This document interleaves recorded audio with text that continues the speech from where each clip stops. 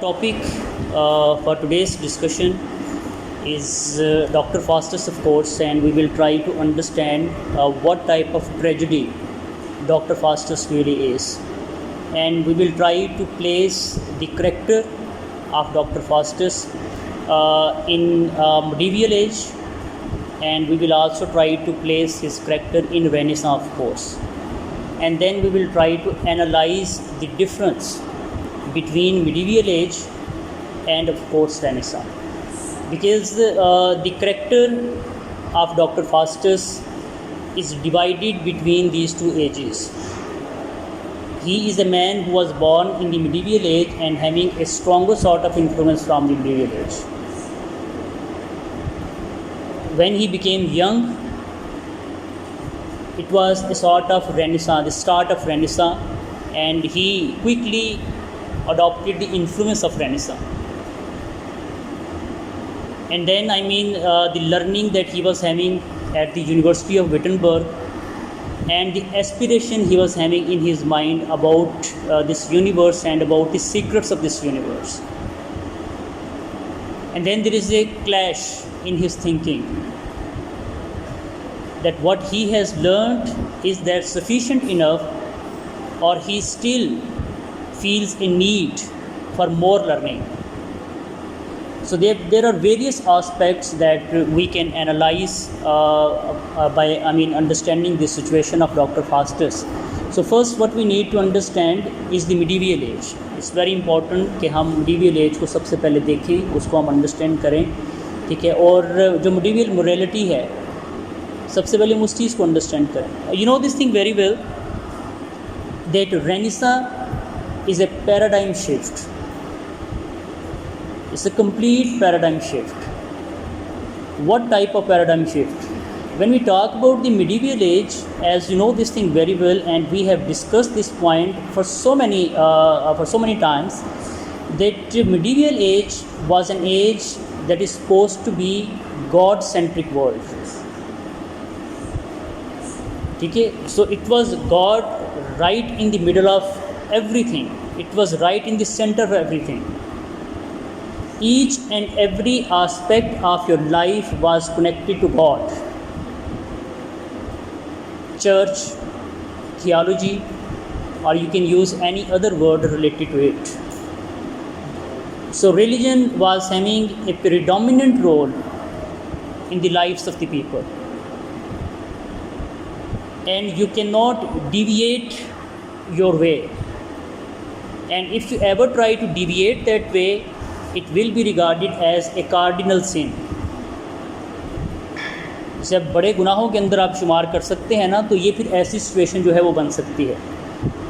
That is why it was very very important to stay adherent to Christian morality. और अगर आप उससे किसी भी सूरत में डिविएट होने की कोशिश करते हैं, things will become very difficult for you, because the society is not going to accept you, the church is not going to accept you, you will be isolated, you will be excommunicated by the society, as you are a fallen man and no one is going to accept you. तो ये एक बड़ी challenging task थी किसी भी इंसान के लिए कि एक खास सेट ऑफ मोरालिटी का हिस्सा होते हुए वो उस अपॉइंटेड सर्कल से बाहर निकले और बाहर निकल के बाहर की दुनिया के मतलब कुछ एक्सपेरिमेंट करने की या उसके मतलब इनोवेटिव होने की कोशिश करें. You need to have lots of courage for that matter. Only a courageous man, a brave man, or in other words, an adventurous man can take a risk of that sort of thing. Otherwise अगर आपकी grooming एक ख़ास माहौल के अंदर हुई है, आपकी एजुकेशन एक ख़ास इन्वायरमेंट के अंदर हुई है, तो उस चीज़ से बाहर निकलना और नए जो एवेन्यूज़ ऑफ लाइफ हैं, नए जो एवेन्यूज़ ऑफ लर्निंग हैं, उनकी तरफ मूव करना, it's never easy, specially for a common man. मैंने लफ्ज़ इस्तेमाल किया पैराडाइम शिफ्ट के हवाले से. तो ये थोड़ा सा मिडीवियल एज के बैकग्राउंड के मतलब मैंने आपको बता दिया, as it was a god centric world. ठीक है, So church was supposed to be right in the middle of everything. Fine. जब आप रेनेसां की बात करते हैं, the start of the 16th century, so there was a paradigm shift that it became homocentric world, or in other words, man-centric world. So in this age, instead of God, it was man who became the center of everything. Every single way was moving towards the human beings, towards his pleasures, towards his desires, towards his ambitions, towards his love for beauty. Each and every aspect of life was moving towards the direction of man. तो ये दो मुख्तलिफ़ किस्म के sets of learnings हैं, sets of behaviours हैं, sets of approaches हैं। और फास्टस का करैक्टर जो है वो इन दोनों के दरमियान में एक कॉन्फ्लिक्ट का शिकार है। अब हमने देखना ये है कि फास्टस अल्टीमेटली किस चीज़ को चूज़ करेगा। Would he like to follow the Christian morality, the typical Christian morality propagated by the medieval age, or he would like to become adventurous and he will try to take a leap forward and he will try to explore the secrets of this universe. हम इस चीज़ को भी understand जो है वो करने की कोशिश करेंगे, लेकिन सबसे पहले हम कुछ मटीरियल आस्पेक्ट्स हैं उन पर मज़ीद बात करते हैं, और मज़ीद बात करने के बाद फिर Aahista Aahista step by step हम आगे की तरफ जो है वो बढ़ेंगे। ठीक है, ये हमने डिफरेंस अंडरस्टैंड कर लिया है मिडीवियल एज में और रेनेसां के अंदर। आई होप सो कि आपको इस चीज़ के मुतालिक जो है वो अंडरस्टैंडिंग हो गई है। ठीक है, still if you are having any confusion in your mind, so of course you are having the liberty to ask questions. Otherwise भी हम अपने नेक्स्ट स्टेप की तरफ जो है वो मूव करते हैं। What is the next step? Medieval limitations. Medieval limitation देखिए, जब किसी सोसाइटी के अंदर कोई डिसिप्लिन होता है, कोई मॉरल कोड होता है, कोई रिलीजियस आइडियोलॉजी होती है, तो जहाँ पर वो कुछ हवालों से आपको फ्रीडम देते हैं, वहाँ से बहुत से हवालों पर आप पर कुछ ना कुछ सेंक्शंस भी लगाते हैं, लिमिटेशंस लगाते हैं, और आप उन लिमिटेशन से बाहर नहीं आ सकते हैं। अच्छा, वो लिमिटेशंस बुनियादी तौर के ऊपर क्या थी? There is God, God is all powerful, and there is of course his prophet Jesus Christ, and of course his teachings, they are having their own values. Church was having its own power, and church was there to control the lives and the discipline of the people. और लोग जो थे वो bound थे इस चीज़ के हवाले से कि जो भी एक कोड ऑफ कंडक्ट डिफ़ाइन कर दिया जाता है on the part of Christian morality और on the part of the church और the church authorities, every single human being और every single Christian, in other words, he was bound to follow those things. तो अगर आप उन limitation से बाहर आने की कोशिश करेंगे, so it means you are revolting against the set traditions and the set principles. और ये एक आसान काम नहीं था, ये एक बहुत मुश्किल काम था कि जब आप लिमिटेशन में से बाहर आने की कोशिश करते हैं, जब आप अपने अपॉइंटेड सर्कल में से बाहर निकलने की कोशिश करते हैं, things will become quite challenging for you. They won't remain simple, they become difficult and complex, and you will have to pay for that if you try to deviate from that way. तो medieval as की अपनी limitations थी। ठीक है, जैसे ये religion dominant as थी, ठीक है, क्रिश्चियनिटी इसके अंदर डोमिनेट कर रही थी लोगों की ज़िंदगी के हवाले से। ये मैंने जैसे स्टार्ट में लेक्चर में बताया, it was God centric world, और लोगों के अंदर एक जो है ना एक एलिमेंट ऑफ फियर वो भी एग्जिस्ट करता था। ठीक है, चूँकि एक स्ट्रॉन्गेस्ट आइडियोलॉजी वहाँ पर मौजूद थी ना क्रिश्चियनिटी की सूरत के अंदर, और वो आपकी तमाम जो वॉक्स ऑफ लाइफ थी उनको कंट्रोल कर रही थी, और आप उनमें से बाहर निकलना अफोर्ड नहीं कर सकते थे, और इन other words that was not possible for you. अगर हम सेकंड पॉइंट की तरफ जाते हैं ठीक है, मिडीवियल लिमिटेशंस के बाद तो वो आप देखें ज़रा पॉइंट कि फास्टस के करैक्टर को आपने कंपेयर करने की कोशिश करनी है किसके साथ, with the character of Saturn. थोड़ा सा मज़ीद हिस्ट्री की तरफ जाते हैं। Faustus was not the only man in the history of this universe who revolted against the norms of God और who revolted against his own religious principles. Human civilisation में ऐसे वाक़यात बार हुए, ठीक है, और इनमें से एक बहुत इम्पोर्टेंट जो वाक़या है जिसको आप एक बहुत ज़्यादा इम्पोर्टेंस देते हैं, specially in the heavenly religions और द मेजर रिलीजन्स, वो जो रिवॉल्ट ऑफ सैटर्न है, ठीक है, when he question God about the creation of Adam. ठीक है, तो लिमिटेशंस क्या थी? लिमिटेशंस तब भी यही थी, God is superior, God is powerful, so whatever God decides the other creatures are bound to follow the order of the God, and if you are going to question the order of the God, that means you are going to create disorder in the universe, disorder in the society, a sort of chaos in the society, and that will bring problem not only for you but also for the rest of the people who are living around you. तो ये historically भी अगर आप इस चीज़ को देखें तो सबसे पहला जो हमें एक इंसिडेंट नज़र आता है वो यही था ना, why mean he questioned about the creativity or about the innovation of God, that why you want to create a new creature. What's the reason? Since God is God and God does not like questions. What God likes? Absolute obedience. Absolute obedience. No more questions. ठीक है, अगर आप God से question करेंगे या God के साथ आप in a state of discussion आ जाएंगे, ठीक है, तो it means you are trying to have a share in the power of God. तो गॉड तो एक प्रिंसिपल अथॉरिटी है ना, गॉड से क्वेश्चन नहीं किया जा सकता।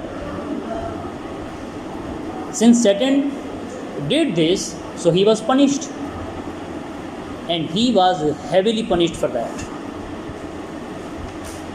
He became a fallen angel, discarded from the heaven, thrown away from the heaven,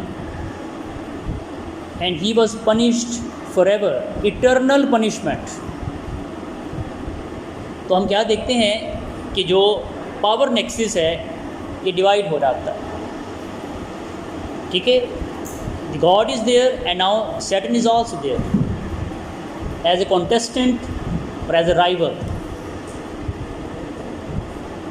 तो यहाँ पर भी हम क्या देखते हैं कि एक तरफ मिडीवियल एज है और मिडीवियल एज के प्रिंसिपल्स हैं, चर्च है, चर्च का एक कोड ऑफ कंडक्ट है, क्रिश्चियनिटी है, क्रिश्चियनिटी के कुछ अपने प्रिंसिपल्स हैं जो कि लोगों को अल्टीमेटली फॉलो करने हैं। ये कंप्लीट आइडियोलॉजी थी, इस आइडियोलॉजी को आपने लेकर चलना था।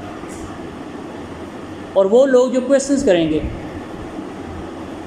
वो लोग जो डिविएट करने की कोशिश करेंगे, वो लोग जो चैलेंज को इम्पोज करने की कोशिश करेंगे, they will be punished and they will be strongly punished. But why? Because they have created a sort of disorder in the universe और in the world, so that is why they deserve punishment. तो Faustus का जो character है वो एक ऐसा character है कि जिसने क्या किया है, डिविएट करने की कोशिश की है। किस चीज़ के हवाले से डिविएट करने की कोशिश की है? एक सेट ऑर्डर से डिविएट करने की कोशिश की है, ठीक है। तो जो नेक्स्ट पॉइंट हमने जो है वो बेसिकली मर्ज करने की कोशिश की है the character of doctor Faustus with that of the character of Saturn, ठीक है, कि हिस्टोरिकली भी हमें एक रिवॉल्ट नज़र आती है, लेकिन वो जो रिवॉल्ट था उसका मैग्नीट्यूड बड़ा हाई था, वो एक हेवनली रिवॉल्ट थी, ठीक है। यहाँ पर हम क्या देखते हैं कि ज़मीन के ऊपर मौजूद एक अर्थली करैक्टर जो है वो रिवॉल्ट करता है against the limitation impose by God Almighty, by the church और other religious institutions. Fine, next हम जब इस पॉइंट को फर्दर इलेबोरेट करते हैं तो देखिए, जब आप सेट लिमिटेशन में से बाहर निकलते हैं ना, तो आपके अंदर एक किस्म का कॉन्फिडेंस होता है। कॉन्फिडेंट लोग ऐसे काम कर सकते हैं, ठीक है। पीपल विद वीक करेक्टर और people who are having a sort of coward nature, they cannot challenge the set behaviors or the set norms. You need to be very brave for that matter. You need to be very ambitious. अगर आप उन limitation से बाहर निकलना चाहते हैं तो आम आदमी तो ऐसा नहीं कर सकता।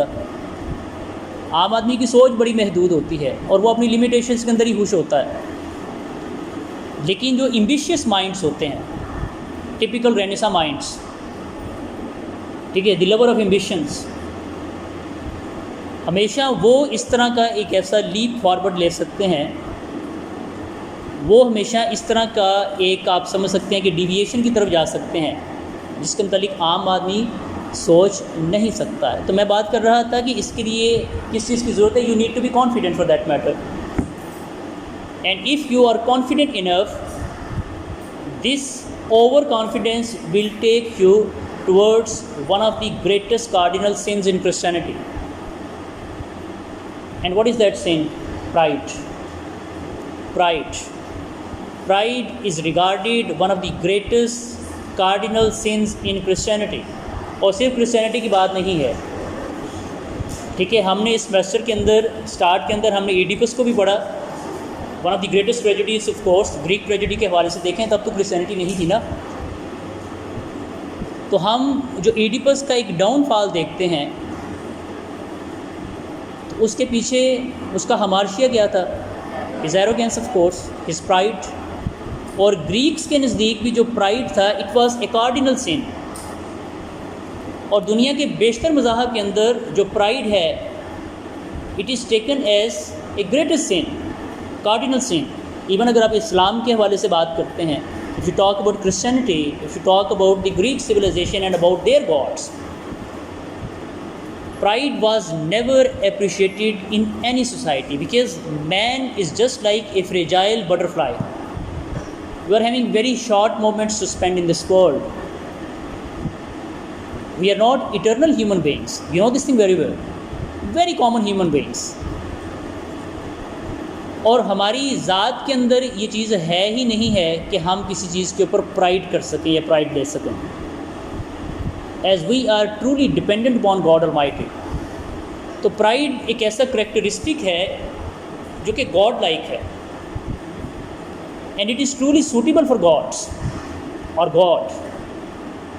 It is by no means suitable for the human beings. यही वजह है कि जो ग्रीक्स थे वो अडल्ट्री करते थे। जो ग्रीक्स थे उनके अंदर और बेशुमार किस्म की जो थी वो इस तरह की कबाहतें मौजूद हुआ करती थी, ठीक है। जिस तरह किसी भी इंसानी मुआशरे के अंदर आपको इंसानों के अंदर बहुत से गुनाह नज़र आते हैं, बहुत से इस तरह की जो हैं वो गिरावटें नज़र आती हैं, तो ग्रीक्स के अंदर भी थी। But they never mind these things, but they take it very seriously when you show a sort of arrogance. Arrogance was regarded greatest sin. Similarly जब आप फास्टस के हवाले से बात करते हैं, ये तो एजिस का बड़ा डिफरेंस आ गया ना एडिपस के हवाले से। और जब आप फास्टस की बात करते हैं, ये रेनेसा में आके कहीं स्टार्ट ऑफ 16th सेंचुरी, ठीक है, वो हज़ारों साल पहले की बात। लेकिन इन हज़ारों सालों के अंदर अंदर एक चीज़ जो है उसने हमेशा के लिए एग्जिस्ट किया, that pride in human nature was never appreciated in any society, neither by the human beings nor by the heavenly powers. क्योंकि प्राइड ह्यूमन करेक्टरिस्टिक है ही नहीं। जब आप प्राइड को अपनी ज़ात के अंदर लेकर आते हैं, so it means you want to equal God और you want to be God like. और गॉड अपनी किंगडम के अंदर अपने राइवल को बर्दाश्त नहीं करता है, because God is God. He will never like this sort of behaviour in the human beings. बात की समझ आ रही है ना? ठीक है। तो ये एक बड़ा इम्पॉर्टेंट नुक्ता है जिसको आपने अपने जहन के अंदर यहाँ पर रखना है कि फास्टस का अगर डाउनफॉल होता है, जो कि ऑफ कोर्स होता है, तो उसके अंदर एक सेंस ऑफ प्राइड भी था, एक सेंस ऑफ एरोगेंस भी थी। प्राइड क्या था कि आप देखें कि जब हमने ड्रामा को स्टार्ट किया, it was started in A study room and he was browsing different books, taking these books from different shelves of the library and trying to browse these books. And during that process, he was negating, neglecting and denying and degrading all kinds of knowledges. और वो क्या था? Sense of pride. That Faustus' mind is not for these books. His mind is for some sort of special knowledge, greater knowledge. और वो theology है, वो law है, वो एस्ट्रोलॉजी है, वो एस्ट्रोनॉमी है, या उस वक्त की जितनी भी साइंसेस थी उसके हवाले से जितना भी नॉलेज अवेलेबल था, चूँकि वो खुद डॉक्टर था, फ़िलासफ़र था, एक लर्नड आदमी था, तो उसके नज़दीक ये तमाम के तमाम जो नॉलेजेस थे, these were inferior sort of knowledges. और उसके मेंटल कैलिबर के हवाले से कुछ ऐसा सुपीरियर नॉलेज चाहिए जो उसको बता सके about the secrets of the universe, a knowledge that no one else was having, at least not a human was having that type of knowledge.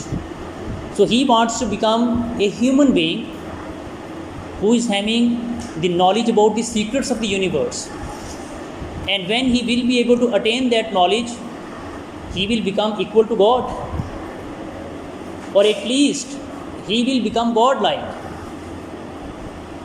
तो जो एक इननेट डिज़ायर थी ना, वो जो लस्ट फॉर पावर थी, वो जो लस्ट फॉर वेल्थ थी, वो जो लस्ट फॉर नॉलेज थी, जो टिपिकल रेनेसां कैरेक्टरिस्टिक्स हैं, तो वो बेसिकली उस लिमिट को क्रॉस कर रही थी कि जहाँ पर फास्टेस्ट होता है, he does not want to be a human being, rather he wants to become a God like figure, superior to everyone, inferior to no one. ठीक है, और ये जो करेक्टरिस्टिक है, ये किसका करेक्टरिस्टिक है?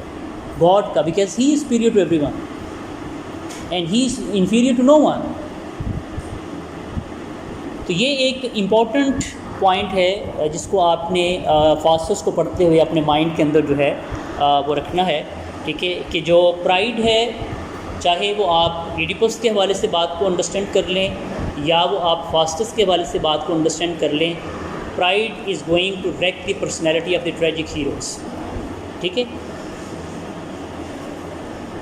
और जब मैं प्राइड की बात कर रहा हूँ ना, तो आपको पता है कि हम इस वक्त मिडीवियल एज को बेसिकली अंडरस्टैंड कर रहे हैं, या मिडीवियल मोरालिटी को हम अंडरस्टैंड कर रहे हैं. तो मिडीवियल मोरालिटी के हवाले से जो प्राइड है, चूँकि जैसे मैंने कहा कि जो मिडीवियल एज थी, ठीक है, ये गॉड सेंट्रिक वर्ल्ड थी, ये मीन के रिलीजन जो था वो डोमिनेट कर रहा था इस एज के अंदर. तो हम प्राइड के इस एलिमेंट को अंडरस्टैंड कर रहे हैं by placing it in medieval age. ठीक है, अच्छा, इस एज में जो है ना, जो टर्निंग पॉइंट बेसिकली जो है वो आए कि जब, ठीक है, आप भी सोचेंगे, आपका ये क्वेश्चन बनता भी है कि जब इतनी स्ट्रिक्ट मोरालिटी थी और बज़ाहिर सोसाइटी के अंदर हमें एक ऑर्डर भी नज़र आता था, तो फिर जो इस तरह के करैक्टर्स हैं, रिवॉल्टिंग करैक्टर, डिविएटिंग करैक्टर, जो कि सोसाइटी में कियास को लेकर आते हैं, डिसऑर्डर को लेकर आते हैं, तो ऐसे करैक्टर कैसे आ जाते हैं? ठीक है, ये किस तरह से पैदा हो जाते हैं? How they are allowed to be the part of the society when the society itself is disciplined following a certain code of conduct. तो ये करैक्टर्स बीच में से एकदम से जो है वो कहाँ से टपक पड़ते हैं? तो बताने का मकसद ये है कि हमेशा किसी न किसी सोशल ऑर्डर के अंदर, मॉरल ऑर्डर के अंदर, रिलीजियस ऑर्डर के अंदर कोई ना कोई ऐसा वीक पॉइंट होता है जहाँ पर जाकर जो थिंकिंग माइंड होते हैं वो डिविएट होना शुरू हो जाते हैं. Possibly this is the most important point that I have discussed so far. मैं रिपीट कर देता हूँ इस बात को कि जब भी किसी moral, social, religious, political order के अंदर डिसऑर्डर आता है, तो उसकी वजह बुनियादी तौर पर ये होती है कि उस ऑर्डर के अंदर कहीं ना कहीं कोई वीक पॉइंट होता है. वो जो वीक पॉइंट होता है वो अल्टीमेटली जो रैशनल माइंड्स होते हैं, थिंकिंग माइंड होते हैं, एम्बिशियस माइंड्स होते हैं, वो उनको डिविएट होने पर मजबूर कर देता है. इस एज के अंदर पता क्या डिस्कशंस होती थी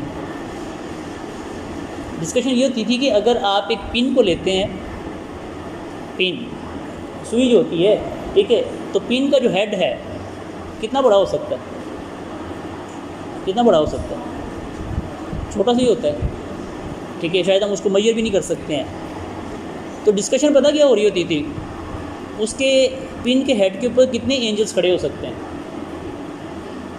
ठीक है, पिन के हेड के ऊपर कितने एंजल्स खड़े हो सकते हैं,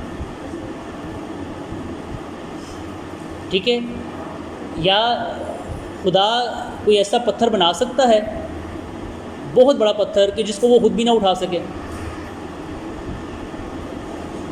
समझा की बात की। So people were having these sort of discussions, stupid discussions, in other words, anti rational discussions. और ये मैं सिर्फ आपको एग्जांपल दे रहा हूँ बात को समझाने के हवाले से, वरना आपको पता है कि दुनिया के हर मज़हब के अंदर इस तरह की स्टूपिड डिस्कशन चल रही होती है, ठीक है। हम बहुत ज़्यादा गुफ्तगू नहीं इस मामले के ऊपर कर सकते क्योंकि ये बड़ा नाजुक सा मसला होता है, लेकिन बहरहाल किसी भी दुनिया के मज़हब के अंदर इस तरह की जो डिस्कशंस होती हैं वो यकीनी तौर के ऊपर हो रही होती हैं, जिससे जो रैशनल माइंड्स होते हैं, थिंकिंग माइंड्स जो होते हैं, they get disturbed, they become perturbed. ये लोग क्या बातें कर रहे हैं, what they are I mean talking about. तो ये एक ऐसा नुक्ता और एक ऐसा पॉइंट होता है कि जब लोग फिर मज़हब को जज्बात से ज़्यादा अक़ल की बुनियाद पर परखना शुरू कर देते हैं, ठीक है, जिसको कहते हैं rational analysis of the religion. फिर लोग इस तरह चल पड़ते हैं, और ये आमतौर पर तब होता है कि जब मज़हब ऐसे जो होते हैं प्रीस्ट होते हैं उनके हाथ में आ जाता है कि जिनकी अप्रोच हद से ज़्यादा नॉन सेंसिकल होती है। आपने पढ़ा ना, जेफरी चासर को पढ़ा, आपने उन लोगों की प्रैक्टिसेस देखी हैं, कैसे कैसे प्रैक्टिस वो कर रहे थे वो लोग। फ्रायर को आपने पढ़ा, आपने मंक को पढ़ा, आपने पार्टनर को पढ़ा, आपने समनर को पढ़ा, ठीक है। इसी तरह से और भी मुख्तलिफ मज़ाहब के अंदर जो प्रीस्ट होते हैं या जो रिलीजियस हेड्स होते हैं वो इस तरह की बहुत सी स्टुपिडिटीज़ के अंदर इन्वॉल्व हो जाते हैं। उसका असर बराह रास्त जो लोगों पर आता है वो किन पर आता है, those are having rational thinking और those are having a sort of wisdom in their mind. Exactly मैं इसी पॉइंट पे आपको लेकर आ रहा हूँ ना कि फास्टस जो है अगर डिविएट हुआ है, so why he has deviated his way, so there must be a reason. आहिस्ता आहिस्ता हम उसी पॉइंट की तरफ आएंगे, ठीक है, कि फिर फास्टस को हम किन लोगों के अंदर जो है वो लेकर आएँ।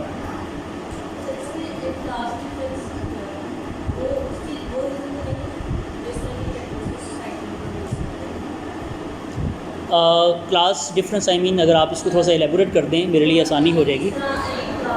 हाँ हाँ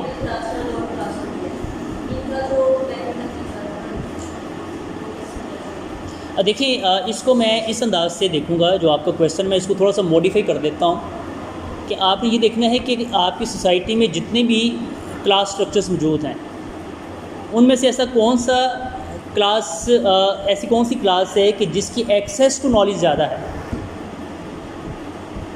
ठीक है। जब आपकी एक्सेस टू नॉलेज ज़्यादा होगी तो ऑटोमेटिकली आपका माइंड एक थिंकिंग माइंड के अंदर कन्वर्ट हो जाएगा और आप ज़्यादा रैशनलिस्ट होना शुरू हो जाएंगे, आप सेंटिमेंटल नहीं रहेंगे। स्पेशली आई मीन आइडियालॉजीज़ के मतलब, चाहे वो पॉलिटिकल आइडियालॉजी हो या वो रिलीजियस आइडियालॉजी हो, अगर आपकी एक्सेस टू नॉलेज है, ठीक है, और फ्री एक्सेस टू नॉलेज है, तो यकीनी तौर के ऊपर आपके माइंड के अंदर बेशबहा किस्म के सवालात पैदा हों हर तरह की आइडियालॉजी के मतलब। और फास्टस की जो एक्सेस टू नॉलेज थी वो थी, he was a scholar, he was not a common man in that way. Yes, he was born in a very poor family, there is no doubt about that, but he was a special talent. In spite of his humble circumstances, he was having a special talent, and I mean look towards his rise, ठीक है, I mean he became one of the most learned man in Germany, और उसकी base के ऊपर वो ऐसी बातें सोचना अफोर्ड कर सकता था जो कि कॉमन मैन सोच नहीं सकता था। सॉरी थोड़ा सा आपने ऊंचा बोलना है ताकि मैं सुन सकूं आपकी बात।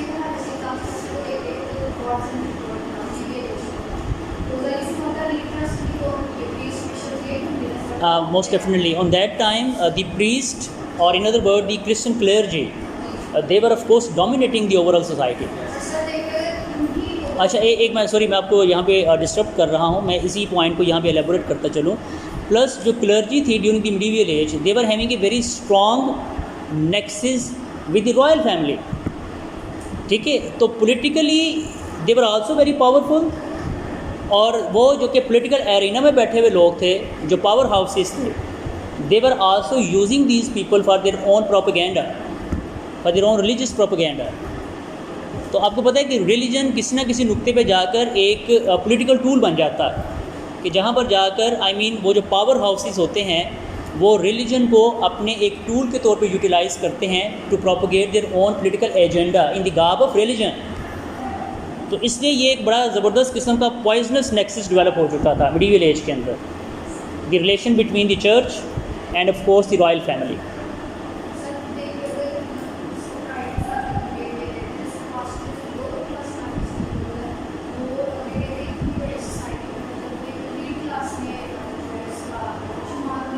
जी जी, मोस्ट डेफिनेटली ना। आप देखें कि एक आदमी जो है he was born in humble circumstances, a very poor family, बल्कि वो लफ्ज़ चूज़ करता है बेस ऑफ स्टाफ उसके पेरेंट्स के लिए, बड़ा डिग्रेडेड सा बर्थ है बेसिकली। वही आदमी जो है अल्टीमेटली जो है वो स्टेप बाय स्टेप देखें उसका राइज देखें वो कहाँ तक पहुँचता है। तो ऑटोमेटिकली ठीक है, उसकी ज़ात के अंदर एक ह्यूब्रिस का पैदा हो जाना या एरोगेंस का आ जाना, that was very much natural, होना नहीं चाहिए था क्योंकि जो बेसिक क्रिश्चियनिटी है वो आपको हम्बलनेस की तरफ लेकर जाती है, उसके जो बेसिक प्रिंसिपल्स हैं। लेकिन इंसान होने के नाते आपके अंदर जो है ना इस चीज़ का हमेशा से एक खुमार पाया जाता है कि अगर आप किसी चीज़ को अचीव कर लेते हैं तो आपके अंदर एक सेंस ऑफ एरोगेंस का आ जाना एक फितरी सी बात है। और फास्टस ने चूँकि अपनी जो है वो क्या आप कह सकते हैं कि अपनी सोच से भी ज़्यादा चीज़ों को अचीव कर लिया था, इसलिए उसके अंदर एक सेंस ऑफ एरोगेंस का आना फितरी सी बात थी। और वो जो सेंस ऑफ एरोगेंस थी वो फिर दिन ब दिन जो है ना वो फ़ैरू की तरह बढ़ती गई, जो इजिप्शियन फ़ैरूज़ थे। When they were gaining power, they were starting to declare themselves as God's.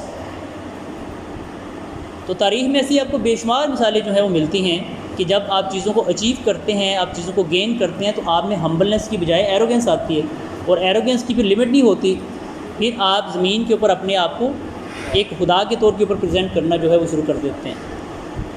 So was the case with doctor Faustus, as he was having almost he was having greater knowledge, and now he wants to explore the secret of the universe.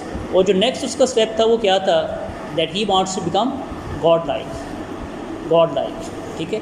तो that was a serious challenge to the authority of God, and finally he was punished of course. जी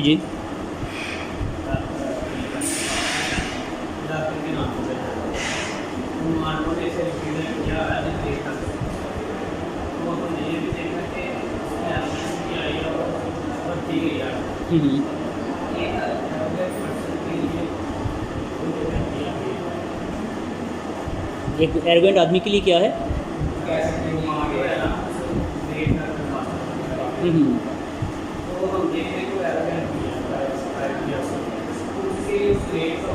देखिए, great का adjective जो वो use करता है Marlowe इसके लिए, Faustus के लिए, वो ऑफ कोर्स उसकी अचीवमेंट्स की बेस पे करता है। you cannot take away the credit from Dr. Faustus. Ultimately he has achieved so many things. Then if he wants to know about the secret of the universe, so he is by no means a common man. He is a step ahead as compared to the common people. Achievements तो हैं, हम इसको एक different perspective से भी आगे जाकर देखेंगे कि जहाँ पर हम फास्टस को एक हीरो के तौर पे ले सकते हैं। अभी तो हमने इस चीज़ को डिसाइड ही नहीं किया ना, whether he is a tragic hero और he is a thorough depraved villain. अभी तो हम इस नुक्ते पे पहुँचे नहीं हैं। अभी तो हमने इस चीज़ को अंडरस्टैंड करना है कि हम फास्टस को एक हीरो के तौर पर लेंगे या हम उसको एक कंप्लीट विलन के तौर पर लेंगे। And if he was punished, he was rightly punished. ये तो चीज़ें हम देख रही हैं, अभी हमने इस चीज़ को अंडरस्टैंड करना है, ठीक है। सो मीनवाइल हम यहाँ पे छोटी सी ब्रेक ले लेते हैं, बिकॉज इट्स 11:50 नाउ, और उसके बाद हम यहीं से दोबारा से अपना जो लेक्चर है उसको हम स्टार्ट करते हैं। फाइन।